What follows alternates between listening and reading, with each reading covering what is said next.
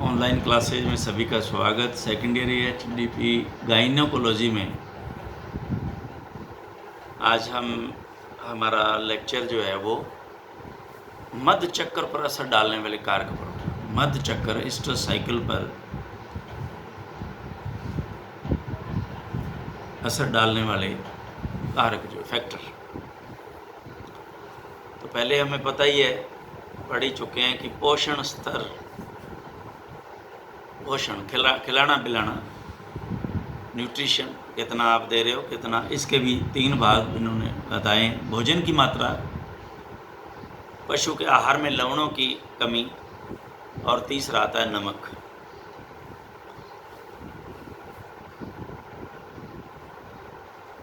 भोजन की मात्रा, यदि पशु को कम मात्रा में आहार मिले, संतुलित आहार नहीं मिले, भूखा है, तो पशु को ऊर्जा नहीं मिलेगी और पशु मद में नहीं आएगा।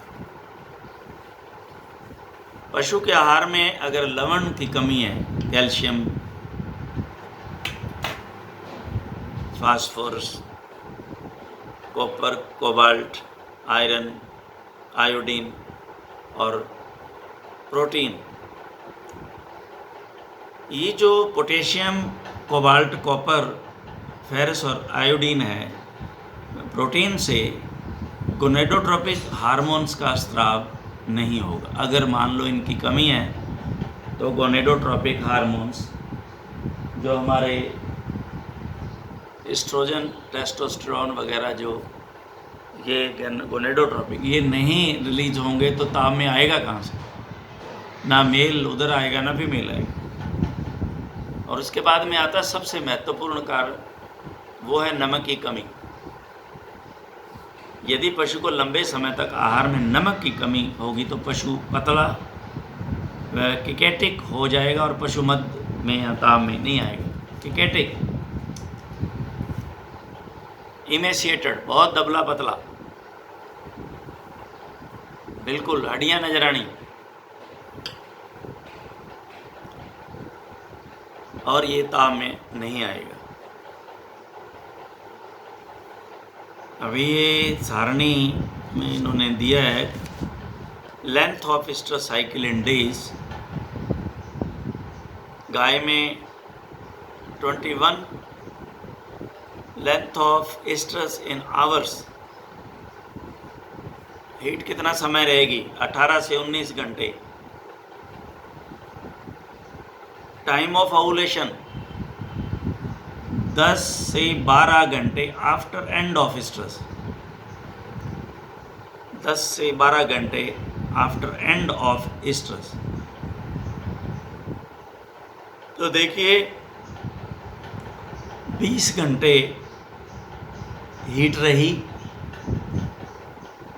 और ओवुलेशन होगा 10 घंटे बाद। तो अब आप मिड ऑफ द स्ट्रेस में आपको इंसेमिनेशन करना चाहिए। मिड ऑफ द स्ट्रेस यानी कि आपको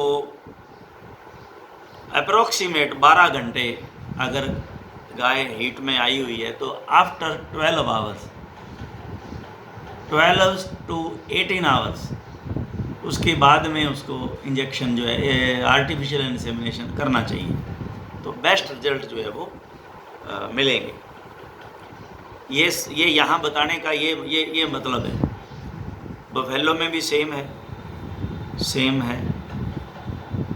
गॉट में 21 डेज, 30 to 40 आवर्स।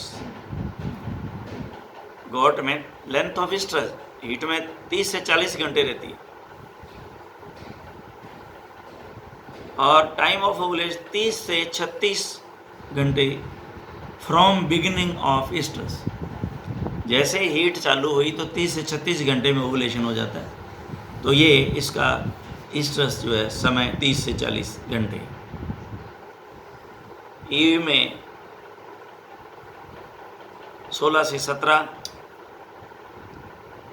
24 से 30 आवर, 24 से 30 our from the beginning of same है। 100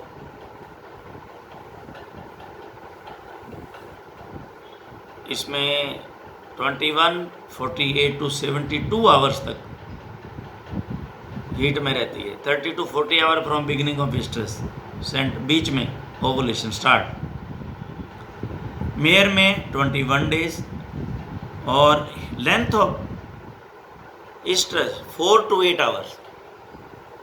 तो ये घोड़ी को 3rd day and 5th day और 6th डे 2 बार जो है वो क्रॉस करवाते हैं, ये ध्यान रखने वाली बात है।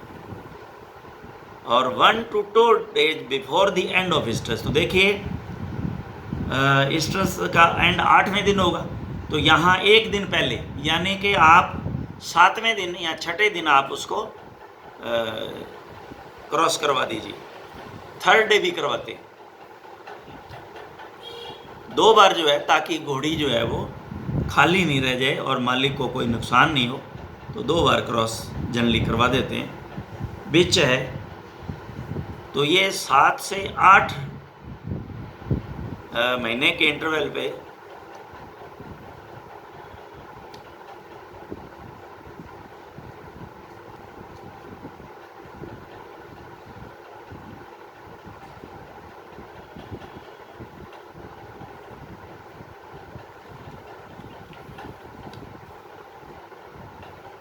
Length of oestrus in hours, तो ये 7 से 9 दिन हीट में रहती है।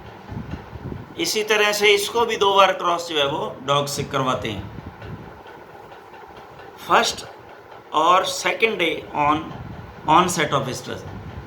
जैसे ही हीट स्टार्ट हुई 1 से 2 दिन बाद में ओवुलेशन जो है वो स्टार्ट हो जाएगा। तो इसीलिए इसको भी सेम 3rd और 7th डे, ये दोनों 7th, 3rd और 7th डे इसको भी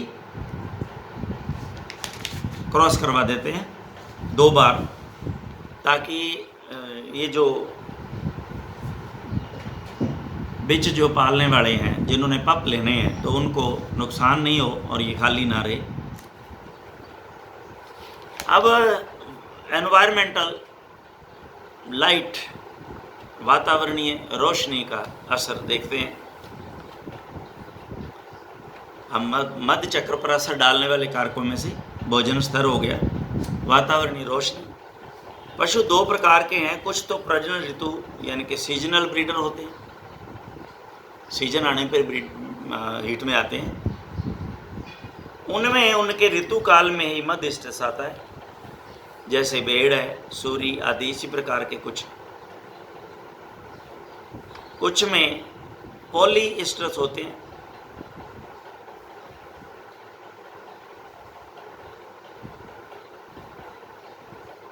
यह जब तक ताप में मध्य में आते रहते, जब तक गर्भित नहीं हो जाते। तो पॉली स्ट्रेस जो बार बार मध्य में आते हैं, सीजनल, ओनली सीजन आने पे, अथवा कोई प्रजनन संबंधी रोग नहीं हो जाए, गाय भैंस या दे सीजनल नहीं, सीजनल ब्रीडर ये नहीं है। फिर भी प्राय मई, जून, जुलाई में हीट ताप मध्य में आती है। इसका कारण है कि गाय को स्ट्रेस मद हेतु दिन की रोशनी ज़्यादा चाहिए। तो आप देखिए मई, जून, जुलाई में दिन जो है वो बड़े हैं, रोशनी पूरा, और ये गर्मी भी ज़्यादा। भेड़ व सूरी में इसका विपरीत है। भेड़ को मध्य में आने के लिए दिन की कम रोशनी की आवश्यकता होती है, इसीलिए प्राय नवंबर से दिसंबर में मध्य में आती है।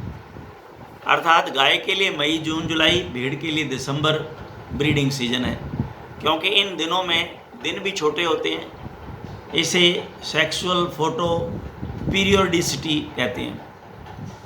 फोटो पीरियोडिसिटी भी कहते हैं। घोड़ी स्प्रिंग से समर सीजन में अधिकतर मध्य में आती है। स्प्रिंग से समर।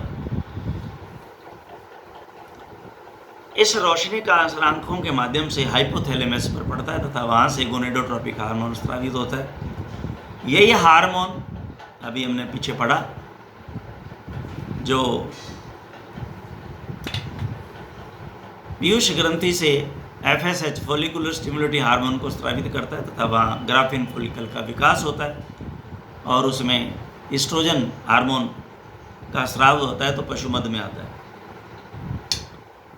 उदाहरण, भेड़ को यदि गर्मियों में जल्दी अंधेरे कमरे में बंद कर दें, अर्थात दिन की रोशनी कम उपलब्ध करवाएं, तो देखा गया है कि भेड़ गर्मियों में भी मद में आ जाती है, यानी कि दिन की रोशनी कम।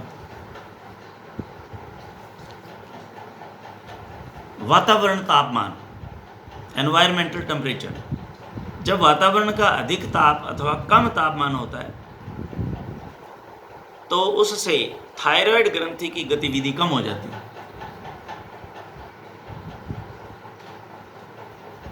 अधिक बहुत ज़्यादा, अधिक या बहुत ज़्यादा कम, तो उससे थायराइड की एक्टिविटी कम हो जाती है और यह अप्रत्यक्ष रूप से स्ट्रेस पर असर डालती है। यह मुख्य रूप से भेड़ व सूरी में ऐसा देखा गया है कि ग्रीष्म ऋतु में इसी कारण स्ट्रेस में नहीं आती और इसे ग्रीष्म बांझपन या समर स्टर्लिटी भी कहते हैं। अंडरलाइन। उम्र, बछड़ी, हिफर, सूरी, पहले जो हिफर जो है अभी तक जो न्यू हीट में कमर है, यहाँ अभी तक ब्याही नहीं है। सूरी गिल्ट में मध्यकाल स्ट्रेस पीरियड व मध्य चक्र काल स्ट्रेस साइकिल छोटा है। वनस्पत वृद्ध गाय व सूरी एडल्ट में। इसका कारण यह भी हो सकता है कि वृद्ध में दांतों की बीमारी हो जाती है अथवा कमज़ोर होने के कारण पर्याप्त मात्रा में आहार खा नहीं पाती, न पचा पाती है, इसलिए पशु स्ट्रेस में नहीं आता तथा मध्यकाल व मध्य चक्र छोटा होता है, इसमें बड़ा होता है। ये गलत लिखा है इसमें, क्योंकि ये उनमें छोटा होता है ना, छोटे जानवरों में छोटा मध्य चक्र। पशु को कार्य में लेने का ढंग, कैरेक्टर ऑफ वर्क, वे घोड़ियां जो दौड़ के काम आती हैं उनमें नियमित मध्यकाल नहीं आता है। इसी कारण जो गायें ज़्यादा दूध देती हैं वे 3-4 माह तक हीट में नहीं आती, स्ट्रेस में नहीं आती हैं। जो घोड़ियां दौड़ के कार्य में ली जाती हैं उनमें भी ये देखा गया है कि नियमित मध्यकाल जो है वो नहीं आता। तंत्रों की बीमारियां, सिस्टेमिक डिजीजेस, सिस्टम रेस्पिरेटरी, ये जो सिस्टम डिजीजेज हैं ना, इसमें तो यूरोजेनाइटल की ही होंगी, यूरोजेनाइटल डिजीजेज सिस्टम बता रहा हूँ, circulatory system, respiratory system, urinary system, genital system. तो तंत्रों की अगर बीमारियां हैं किसी तरह से तो भी ये उस पर असर डालती हैं। तो विपरीत असर, यदि पशु की निम्न बीमारियां हैं तो पशु में साधारण मध्य चक्र नहीं आएगा। जैसे जोन्स डिजीज़ है, ये भी टीबी जैसा ही है, होती है, इसी में भी हाथ जो है इमेशिएटेड हो जाता है जानवर। ट्यूबरकुलोसिस है, एक्टिनोमाइकोसिस है, मैंज, खुजली। प्रजनन अंगों की अगर बीमारियां हो जाएं, पायोमेट्रा, पस इन यूट्रस, फीटल मैसिरेशन, बच्चे का अंदर ही गलना यानी कि सड़ना, यूं कहिए आप, इन्फेक्शन हो जाता है इसमें, मैसिरेशन। और ममीफिकेशन, इसमें भी बच्चा अंदर ही एब्जॉर्ब हो जाता है, अंदर ही उसका फ्लूइड सारा का सारा जो है वो एब्जॉर्ब हो जाता है। तो ये ममीफिकेशन एंड फीटल मैसिरेशन दोनों डिटेल से आगे पढ़ेंगे हम। उसके बाद आता है परसिस्टेंट या persist CL, persistent corpus luteum, CL का परसिस्ट रह जाना। पीछे मैंने आपको ये बात बताई कि भाई अगर जानवर अगर प्रेग्नेंट नहीं हुआ तो सीएल का रहना ठीक नहीं है उस पर। अगर मान लो बिना जानवर प्रेग्नेंट के रहे और ये सीएल परसिस्ट कर जाती है, कारण क्या? PGF2 अल्फा यूट्रस से रिलीज, इसको जो वही रिग्रेस करता है, उसी को पीछे हमने पढ़ लिया। तो उसकी मात्रा की कमी, वो उसको रिग्रेस नहीं कर पाया और वो एज इट इज रहेगी, तो क्या होगा? प्रोजेस्टेरोन सिक्रीट होता रहेगा और हीट में नहीं आएगा जानवर, तो मध चक्र पे फर्क पड़ेगा। परसिस्ट सीएल, क्योंकि अगर ये प्रोजेस्टेरॉन ज़्यादा रहेगा तो एस्ट्रोजन का लेवल जो हाई आएगा नहीं और वो हीट में आने ही नहीं देगा। इसके बाद में है एंडोक्राइन डिस्टर्बेंस। तंत्रों की बीमारियों में पहला हो गया ये बीमारियां, फिर उसके बाद में प्रजनन अंगों की बीमारियां, अब एंडोक्राइन डिस्टर्बेंस। अगर एंडोक्राइन डिस्टर्बेंस है अंदर, फीडबैक मैकेनिज्म प्रॉपर नहीं है, फीडबैक मैकेनिज्म भी पढ़ा हमने हार्मोन्स का, तो एक हार्मोन बढ़ता चला जाएगा। तो जैसे एस्ट्रोजन बढ़ा तो जानवर निम्फोमेनिया, ये वर्ड पढ़ा है आपने, सिस्टिक ओवरी, ओवरी के ऊपर सिस्ट बन जाएगी, ओवर रिलीज नहीं होगा, और निम्फोमेनिया बार बार लगातार हीट में रहेगा, या बिल्कुल ही चुप हो जाएगा, साइलेंट हीट। ये दो तरह की होती है सिस्टिक ओवरी, पढ़ेंगे डिटेल में आगे। एक तरह में निम्फोमेनिक हो जाता है, एक में सिस्टिक साइलेंट हीटर हो जाता है, बोलती नहीं। Excessive use of oxytocin injection, ज़्यादा ऑक्सीटोसिन हार्मोन लगाने से, दूध ज़्यादा लेट डाउन करने से, तो ये एंडोक्राइन प्रभाव। अन्य कारक में गर्भकाल, जब तक पशु गर्भकाल पूरा नहीं करता, जेस्टेशन पीरियड पूरा नहीं होता, हीट में नहीं आता, क्योंकि गर्भकाल को मेंटेन रखती है जो सीएल है उससे प्रोजेस्टेरॉन, तो प्रोजेस्टेरॉन का स्राव होता रहेगा तो पशु हीट में नहीं आएगा। ये प्रकृति का भी नियम है।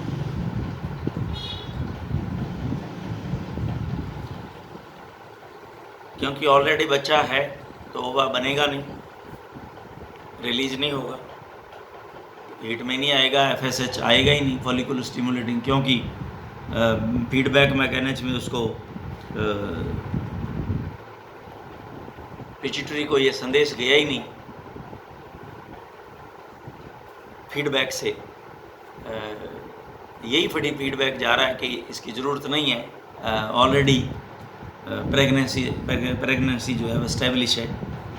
तो ये नेचर का एक बड़ा गज़ब का फिनोमिना है, मालिक ने दिया, प्रभु ने। तो ये तब तक हीट में जानवर नहीं आता।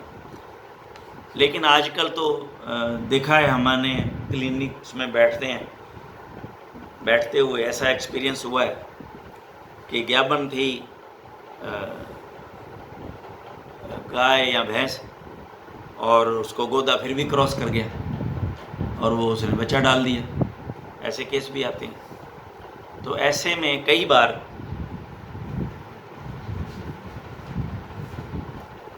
ऐसी कंडीशन में भी जब आपने किसी ऐसा उसको ग्रास खिला दिया जिससे एस्ट्रोजन हार्मोन बढ़ गया, तब भी वो हीट जो है जानवर शो करने लग जाता है। तो ऐसे कारण बहुत से हैं और भी बन जाते हैं। नर पशु की उपस्थिति, झुंड में नर पशु की उपस्थिति मादा के साथ है तो उसके ईस्ट्रस साइकिल को मोटिवेट करेगी, उत्तेजित करेगी।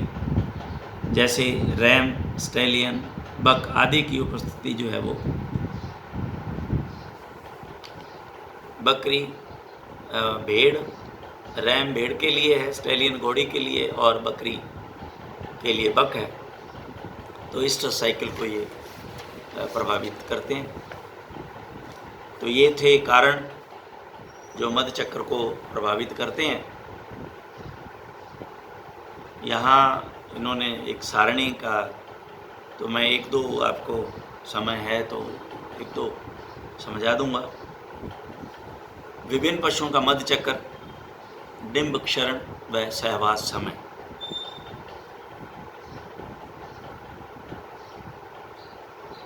तो इसमें देखिए काऊ का, ये पहले तो है कि जानवर पॉलीस्ट्रस है, साइकिल 21 डे का है, स्ट्रेस 18 आवर्स, ओवुलेशन 10 से 12 hours after end of oestrus. Best time of breeding last half to oestrus. ये देखिए, ये मैंने आपको पहले ऑलरेडी बताया कि 24 घंटे हैं तो 12 घंटे पे आप कर दिए, लास्ट हाफ टू ईस्टर्स। तो देखिए ईस्टर्स कितना है, 24 घंटे, तो आप 12 घंटे पे आप इनसेमिनेट कर दोगे, एकदम शानदार जो है रिजल्ट मिलेंगे। Time of breeding after parturition, तो 60 दिन से 90 दिन के अंदर दोबारा ये जानवर हीट में आता है, 60 से 90 डेज। तब तक यूट्रस का इन्वोल्यूशन हो जाता है, यूट्रस जो है नए बच्चे को ग्रहण करने के लिए तैयार हो जाता है। तब तक बुफेलो में सेम है अप्रॉक्सीमेट, मेयर में सेम है लगभग, लेकिन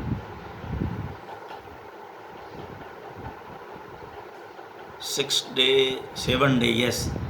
ईस्टर्स जो है इसमें 7 दिन, 4 से 7 दिन रहता है, ये हमने पीछे पढ़ लिया, इसीलिए 2 बार जो है वो इनको क्रॉस करवाते हैं। तो बेस्ट टाइम 3rd और 4th डे ऑफ ईस्टर्स। हाँ ये देखिए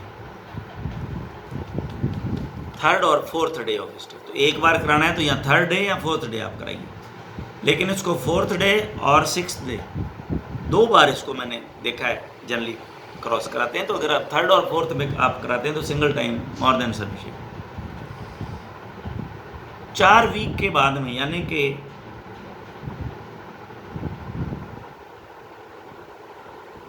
4 वीक यानी कि ये 28 दिनों में ही इन्वोल्यूशन ऑफ यूट्रस घोड़ी का हो जाता है, अप्रोक्स 1 मंथ रखेंगे।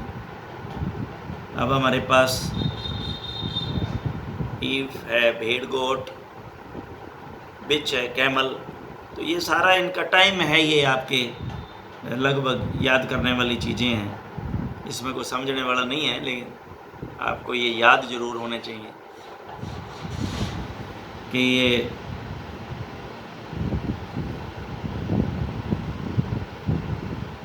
जानवर जो है सीजनली है या सीजनली पॉलीस्ट्रेस है या पॉलीस्ट्रेस है, तो ये आपको पता होना चाहिए इन जानवरों के बारे में करीब। तो आज लगभग हम इसको 4th चैप्टर को कंप्लीट कर चुके हैं, तो 5th हम साइन ऑफ ईस्टर्स नेक्स्ट हमारे लेक्चर में लेंगे। Thank you very much.